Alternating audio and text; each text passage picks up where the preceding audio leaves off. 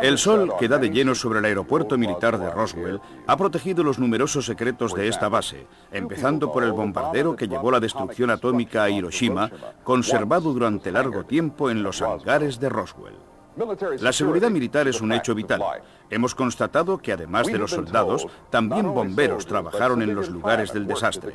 Para alguno de ellos hubo zanahoria, para otros palo, como para el padre de Frankie Rowe, que guardó silencio, pero lleno de indignación durante el resto de su vida. Estaba exasperada por el comportamiento del gobierno, porque se pudiera permitir el ocultar la verdad sobre algo que realmente había sucedido. Y él lo sabía.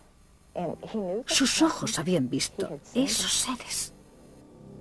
A través de fuentes militares hemos descubierto que más de una docena de agentes de la policía militar que cercaron el lugar del desastre recibieron $10.000 por cabeza, una zanahoria realmente enorme para el año que corría, 1947, lo cual nos lleva de nuevo desde el desierto de Nuevo México a Londres y a la familia del desaparecido sargento Brown. Recordarán que estando a las puertas de la muerte, Brown habló de una cuenta de banco especial. Se había reunido toda la familia, estaban mis dos cuñados, los amigos, y papá dijo que tenía un fondo patrimonial en un lugar llamado Roswell, en Nuevo México, en el que estaba depositada una gran cantidad de dinero y que había realizado un servicio ultrasecreto para el tío Sam. Todos le tomaron el pelo diciendo cosas como: ¿qué hiciste, Brownie? ¿Desvalijaste un banco? Pero él cambió de cara y se enfureció. No he hecho nunca nada contra mi patria. Solo quiero que encontréis ese dinero. Es para vuestra madre. Pero el dinero no fue encontrado nunca. La mujer del sargento Brown, Ada, está convencida de la sinceridad de su marido y recuerda que incluso en los últimos días su mente se mostraba absolutamente lúcida. Melvin sabía que iba a morir. Se había despedido ya de todos. Me había dicho adiós también a mí, a los niños.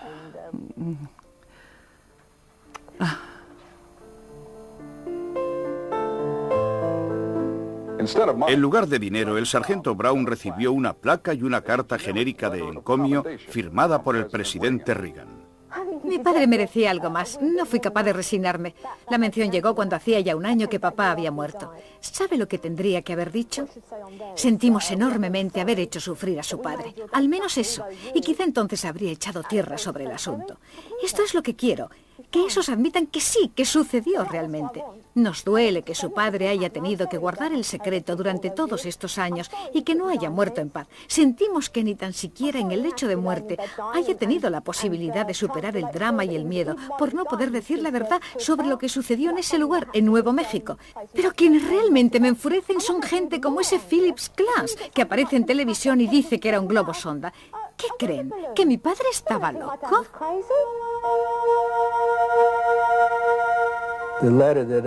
La carta que le había enviado al apartado de correos me fue devuelta. En el sobre se leía: devolver al remitente. Y arriba a la derecha estaba escrito en letras mayúsculas rojas: fallecida. Hacia fines de julio, el alboroto causado por el incidente de Roswell fue menguando. Los medios de información en general se habían creído la versión oficial. La gente estaba olvidando el asunto. No era más que un globo sonda. ¿Pero de verdad? Si admitimos que no fue un platillo volante, pudo quizás ser un meteorito, una hipótesis que el gobierno no excluyó, ya que encargaron a un experto que investigara en este sentido. Lo enviaron a la zona a unas 5 millas del campo de los restos para que comprobara el círculo en medio del pastizal donde la arena había quedado vitrificada. El doctor Lincoln La Paz, de la Universidad de Nuevo México, era una autoridad mundial en meteoritos y en su recuperación. Había trabajado en docenas de proyectos top secret, incluso en el Manhattan Project. 2 meses después del incidente, La Paz fue consultado en relación con la velocidad y la trayectoria del objeto que había caído por esa zona. No había sido informado de la presunta recuperación de cuerpos. Las conclusiones de su investigación fueron que no se había tratado de un meteorito, sino de un vehículo volador.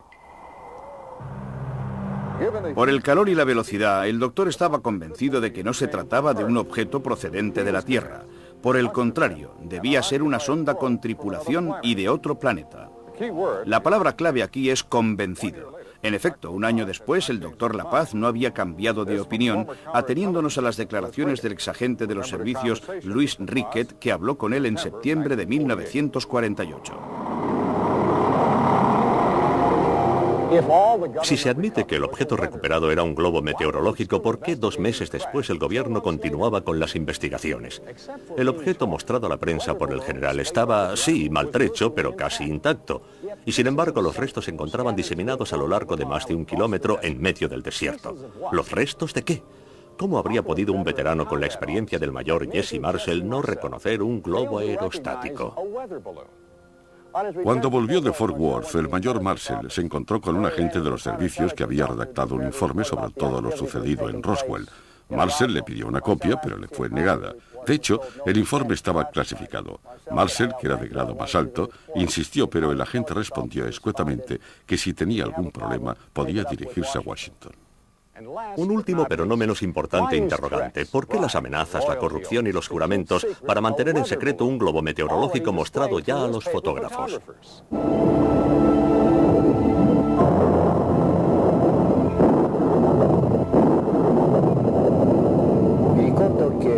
Recuerdo que Brazel habló de una fuerte tormenta eléctrica que se había producido en esos momentos y que oyó una explosión diferente del sonido de un trueno.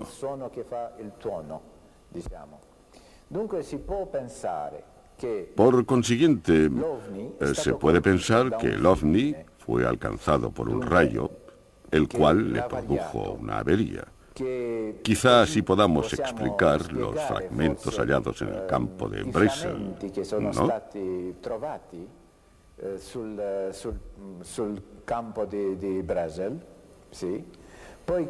Luego consiguió evitar la caída, pero estaba averiado, y quizás seriamente, por lo que cambió de ruta y se alejó hacia San Agustín. Allí no fue capaz de seguir manteniéndose en el aire y cayó al suelo. Pero hay algo más. Recuerdo que se dice, existen testigos que hablan de que también en el campo de Brazel se encontraron cadáveres de alienígenas. Porque existen 2 versiones. Una es la versión del mayor Jesse Marcel, que habla solo de fragmentos, y la otra es la versión del piloto Henderson, que dice que él, que fue el piloto del bombardero B-29, si recuerdo bien, llevó el avión hasta Fort Worth y que en el avión había también cadáveres de alienígenas. Por consiguiente, se puede pensar que hubo un primer momento en el que el ovni fue alcanzado por un rayo, que sería cuando cayeron los fragmentos, aunque también algún alienígena, mientras que los demás habrían conseguido continuar esos 300 kilómetros, si recuerdo bien, hasta San Agustín. Y luego no habrían sido capaces de mantener en vuelo el ovni que cayó al suelo. No podemos afirmarlo con certeza, pero lo que sucedió en Roswell tiene todo el aspecto de un cover-up, de un intento de ocultación. Cuando Marcel pudo decir estas cosas sobre un general, el general Ramey, es decir, que había engañado a los periodistas, ¿no? Lo dice muy claro, que había engañado a los periodistas diciendo que se trataba de un globo sonda, ¿no? Bien. Luego habló de los fragmentos que había hallado en el campo de Brazel. Dijo que estos fragmentos fueron embarcados en el B-29. Pero él solo sabía esto, porque no dice nada sobre los cuerpos hallados. Bien, yo creo que él no debió de encontrar cuerpos, cadáveres, pues ya había dicho bastante como para no decir también esto. ¿Comprende el razonamiento psicológico? Por tanto, yo creo que Marshall encontró solo los fragmentos, pero que Henderson, que pilotó el avión desde el lugar donde se encontraba Ramey hasta Fort Worth, vio también los cadáveres, que quizá o bien habían sido embarcados en el B-29 después de que Jesse Marshall acabara con su trabajo, el de los fragmentos, o bien constituyeron una segunda carga. Es decir, existió un segundo vuelo de otro avión con los cadáveres y el resto del platillo. Porque Jesse Marshall no habla en ningún momento de un platillo, pero Henderson sí lo hace. Henderson habla de un platillo, pero ¿qué platillo? Porque el platillo estaba en San Agustín. Entonces, quizá podamos pensar que ocultaban las cosas de San Agustín, que hicieron un segundo vuelo hasta Fort Worth. Si este enigma encierra respuestas, ¿a qué precio se ha mantenido el secreto? Queda la cuestión de al menos 3 vidas rotas, y en circunstancias como poco inquietantes. Ahora volvamos a Glenn Dennis y a la historia de su amiga Judy, la enfermera del ejército. Recordarán que fue Judy quien contó a Glenn que había ayudado personalmente a 2 doctores en el examen de los cuerpos de criaturas humanoides en el hospital. Según el señor Dennis, Judy describió los cadáveres detalladamente, incluso con dibujos. Tras la comida con Glenn, Judy abandonó el club de oficiales y desapareció. La llamé al día siguiente. Quería saber cómo estaba, qué tal se encontraba, y además, llegado ese momento, yo tenía evidentemente gran curiosidad por lo que estaba sucediendo. Y me preguntaba si le aliviaría algo hablarme un poco más sobre lo sucedido. Pero tenía la clara sensación de que podía ocurrirle algo. Pregunté por ella y me dijeron que no estaba en el trabajo y que no se hallaba disponible. Llamé de nuevo a la mañana siguiente, 2, 3 veces, y todavía no estaba disponible. Al final, el tercer día, me dijeron que había sido trasladada, no sabían dónde, pero que no se encontraba ya en la base aérea. Trasladada, sin decir una palabra, ni un saludo, ni una explicación. Judy era teniente de segunda en Roswell desde hacía menos de 4 meses en su primer destino. Dennis siguió haciendo preguntas durante días y días, pero no obtuvo ninguna respuesta. Después de unos 10 días, no, un par de semanas, recibí una carta suya dirigida a la funeraria. En el sobre había solo una hoja que decía: no puedo escribir, no tengo tiempo para escribirte ahora, pero te dejo un número de apartado de correos militar donde puedes mandarme la correspondencia. Solo esto, no había nada más. Es habitual entre los militares utilizar estos apartados de correos para no revelar los destinos de hombres y mujeres en servicio. Pero a través de amigos residentes en la base, Glenn supo rápidamente que ese número enviado por Judy quería decir que la carta había salido de Inglaterra. Respondió inmediatamente, luego esperó. Pasaron alrededor de 2 semanas. Bueno, al menos 2. Quizá 3 semanas después, la carta que le había enviado al número de apartado de correos me fue devuelta con la leyenda impresa: fallecida. Fue la última noticia que tuve sobre ella. Luego, nada más. Desde ese día, cada vez que tenía que ir a la base, digamos cada 2 o 3 semanas, siempre preguntaba por ella. ¿Sabéis qué ha pasado con la teniente? Por una enfermera supe que corrían rumores de que se encontraba en Inglaterra. Para ser exactos, esto me lo había escrito en su carta, donde en efecto decía: estoy en Londres. Aparte de esta confirmación, la enfermera me dijo que había participado en varios asuntos, maniobras militares y ejercicios especiales con otras 5 colegas, y que en el curso de una operación habían caído con un avión. No se había salvado nadie. Más tarde, otro testigo clave del asunto Roswell fue también víctima de un accidente de aviación. Era el coronel Payne Jennings, vicecomandante del 509. Y por último, siguen resultando misteriosas las circunstancias en las que perdió la vida uno de los soldados que al parecer trabajó en los lugares del accidente. Durante todos estos años de investigación, uno de los elementos que más nos ha intrigado del caso Roswell ha sido el porqué del silencio y de los secretos, factores determinantes del cover-up, esto es, de la ocultación de las pruebas. Pero de lo que sí estamos seguros es de que violaciones mucho más graves fueron perpetradas en prejuicio de ciudadanos de Estados Unidos en tiempos del accidente. Cuando los militares optaron por la amenaza física, fueron a casa de los testigos y separaron a los niños de los padres. A los niños les dijeron: debéis decir lo que dicen vuestros padres, de lo contrario no los volveréis a ver. Y a los padres les dijeron: si habláis, mataremos a vuestros hijos. Hemos preguntado en repetidas ocasiones a algunos de los militares si en aquellos días tuvieron conocimiento de estas amenazas, si se vieron implicados. Todos han negado cualquier implicación. No sabían nada.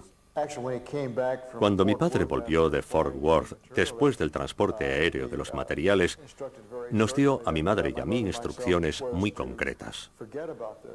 Debíamos olvidar lo que habíamos visto. No había sucedido absolutamente nada. Obviamente, fue imposible olvidar. Aún así, no hablé de ello ni tan siquiera con mis amigos, y respeté al pie de la letra lo que mi padre me había dicho. El incidente no causó en el seno de nuestra familia ningún enfrentamiento ni problemas emotivos. Por el contrario, despertó en mí un gran interés por la astronomía y la cosmología. Desde ese momento se empezó a abrir camino en mi interior la conciencia de que en la galaxia y en nuestro universo no estamos solos, y de que existen otras civilizaciones, quizá mucho más antiguas que nuestro sistema solar. Civilizaciones que poseen la capacidad de viajar entre sistemas solares. Hoy ya se sabe que fue todo un engaño. Lo saben todos. La aviación estadounidense y los servicios secretos llevaron a cabo el mayor y más increíble engaño de todos los tiempos. Querría subrayar que existe, no obstante, una segunda posibilidad, que se tratara de una aeronave terrestre. He recibido un documento secreto cuya autenticidad por ahora no puedo probar, pero que es sorprendente. En él se declara que la autopsia realizada a uno de los humanoides demuestra que el ser venía de nuestro futuro. Es decir, que el accidente se habría producido en el curso de un experimento de viaje en el tiempo. El objeto, la máquina del tiempo, que llevaba en su interior lejanísimos descendientes nuestros procedentes del futuro en viaje por el pasado, pudo tropezar con una fuerte tormenta que le hizo caer. Según el documento, uno de estos seres, un terrestre, sobrevivió al impacto y proporcionó unas informaciones sobre el futuro de la humanidad tan terribles, tan terroríficas, que el gobierno de Estados Unidos decidió ocultar la recuperación de esta máquina del tiempo. La llamo así considerando verdadero el documento. El objetivo era el de no asustar a la gente, porque, dado que desde nuestro punto de vista el futuro no puede cambiarse, no había razón para difundir unas informaciones que solo habrían generado pánico. La decisión de la ocultación fue tomada por un grupo reducido de personas que tenía dos posibilidades. La primera, declarar que el objeto caído era un globo sonda, pero la segunda era aún mejor, es decir, declarar que se trataba efectivamente de una astronave extraterrestre. Y fue así como divulgaron dos historias de ocultación que generaron confusión y polémica, tanto sobre el globo como sobre la astronave extraterrestre. Así pues, el engaño resultó perfecto, y la cuestión de la máquina del tiempo fue ocultada por completo. No sé si se debe creer o no en el documento. Lo único que sé es que la filmación de Santilli es, en mi opinión, auténtica, pero estoy convencido, completamente convencido, de que el ser sometido a autopsia no es un alienígena. Se pueden plantear muchas hipótesis. Sin embargo, si queremos atenernos estrictamente a lo que sabemos, en hipnosis regresiva, algunos de los sujetos que yo he tratado en estos años refieren que han visto alienígenas también de 6 dedos, no solo de 4 dedos. Se trata de una escala jerárquica muy precisa en la que mandan los de 4 dedos. El hecho de que estos seres puedan derivar de otra zona espacial o de otra zona temporal carece de interés, porque las nuevas teorías consideran el espacio y el tiempo como algo único. Por consiguiente, venir de otro punto del espacio-tiempo quiere decir venir del espacio, venir del tiempo o venir de ambos. No existe diferencia alguna. Yo entiendo que volver hacia atrás desde el futuro no sea muy fácil con los conocimientos de que disponemos, porque sería necesario superar realmente la velocidad de la luz. Y es algo en lo que nosotros hoy por hoy no creemos. A pesar de todo, los ovnis se mueven a una velocidad aparente translumínica, pero en realidad con unos trucos matemáticos, porque la velocidad de la luz no se puede superar. Por consiguiente, si yo quiero tener una imagen procedente del futuro, o en cualquier caso alguien me viene a buscar desde el futuro como imagen, el fotón que viene del futuro debe alcanzar mi retina y mi ojo y yo debo tener una respuesta. Este hecho supone que el fotón debe correr contra el tiempo a una velocidad que debe ser superior a la de la luz, es decir, superior a la velocidad a la que en general está acostumbrado a moverse en la dirección del tiempo. Y dado que, como mucho, puede alcanzar la velocidad de la luz, un fotón que vuelve atrás en el tiempo, como mucho, está quieto. Presto a un servicio en el ejército como coronel de la Guardia Nacional. He sido militar durante 30 años. No creo que existan diferencias sustanciales entre 1947 y la actualidad. Básicamente, los asuntos militares siguen tratándose de la misma manera. Nuestra preparación prevé en efecto la defensa de la nación y se espera siempre desarrollar una labor de salvaguardia de la gente. Lo mismo sucedía en la época en la que mi padre prestaba servicio en los años 40, por lo que la actitud de los militares ayer y hoy es la misma. Tenemos un trabajo que hemos de llevar a término debidamente.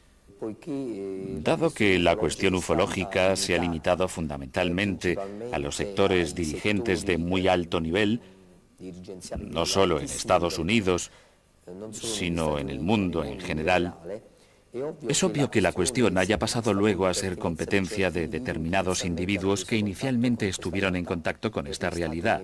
Ha sido inevitable. Y ha sido inevitable también que dichas personas formaran parte de esos vértices que gestionan actualmente tanto la política como la economía de las grandes naciones.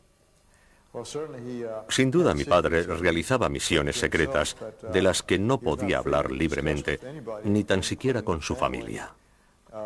Pero esto no le supuso ningún conflicto. Formaba parte de su trabajo. Era un buen soldado.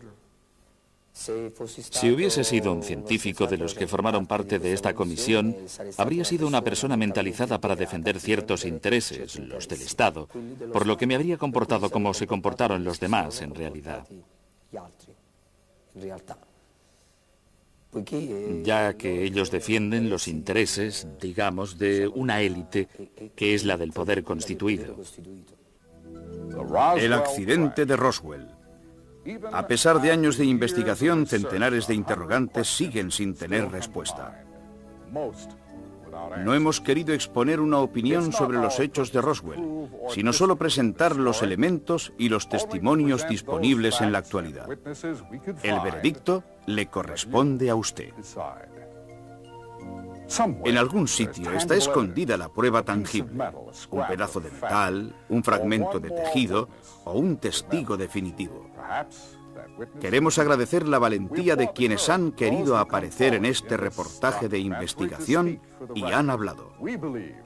Nosotros creemos que ha llegado el momento de romper la cerradura de la verdad, una cerradura de la que Estados Unidos tiene la llave. Todavía hoy el solo hecho de pensar en ello me da miedo. No puedo creer que casi llegara a olvidar bajo todas esas amenazas. ¿Qué puedo hacer? Que es de locos y que estoy muy dolorida. Los cadáveres de alienígenas no me interesan en absoluto. Lo que quiero saber es el por qué. Está bien, debieron tener sus buenas razones, obviamente, pero no logro entenderlo. No puede ser una cosa tan importante como para tener que mantenerla en secreto todavía hoy. Deberían empezar a lavar sus trapos sucios. Dado que se trató de una cuestión de seguridad nacional, que por lo menos den una explicación sobre por qué no se puede ni tan siquiera hablar de ello, o bien una razón de Estado ha impuesto esta ocultación total. Deben una explicación al pueblo norteamericano sobre todo lo sucedido y sobre la razón por la que no facilitan datos. Solo esto. La gente sabría si pronunciarse o seguir callando. Han pasado más de 50 años. La versión oficial no ha cambiado. Pero al margen del hecho de que una astronave cayera o no en Nuevo México, una cosa está muy clara. Los informes del accidente fueron mantenidos en secreto durante decenas de años. ¿Por qué? La prueba de la existencia de vida inteligente en otros planetas destruiría nuestra civilización, arruinaría las bases de la ciencia y pondría en tela de juicio la religión. ¿De eso tienen miedo? Hace siglos el mismo temor invadió a los enemigos de Copérnico y Galileo, culpables de haber revelado una verdad que hoy conoce cualquier escolar, que el Sol es el centro de nuestro sistema planetario y que la Tierra gira alrededor de él. ¿O hay algo más? Los visitantes, si realmente existen, podrían ser depredadores indiferentes a la vida y a los sufrimientos del hombre. La intención de nuestros jefes de gobierno habría sido, por tanto, la de protegernos de una realidad aún más terrible. Y si así fuera, ¿con qué resultados para nosotros? Solo decenas de años de falsa autocomplacencia. Hoy las cosas son distintas. A punto de terminar el siglo XX, hemos alcanzado el final de la inocencia. La gente pide la verdad. Una verdad que nos haría perder algo, como la certeza de ser los dominadores de la Tierra. Realmente tendríamos una pequeña duda, la de no estar solos aquí, en la Tierra.